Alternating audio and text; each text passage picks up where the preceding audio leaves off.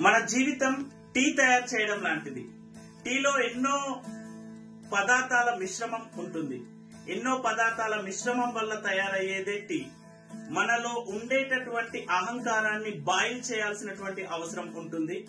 అలాగే మనలో ఉన్నటువంటి బాధలన్నీ ఆవిరవ్వాలి.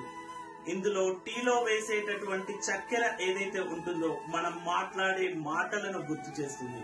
టీలో కొంత టీ పౌడర్ ఉంటుంది. ఆ టీ పౌడర్ మన జీవితంలో వచ్చేటటువంటి చేదును తట్టుకున్నప్పుడు స్వీట్నెస్ అనేది వస్తుంది, ఒక కొత్త టేస్ట్ అనేది వస్తుంది అనేది ఆ టీ పౌడర్ తెలియజేస్తుంది.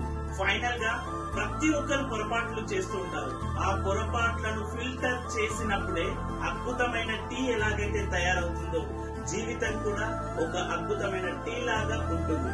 సో ప్రతి ఒక్కరం కూడా టీని ఆస్వాదించినట్టుగా మన జీవితాన్ని ఆస్వాదిద్దాం.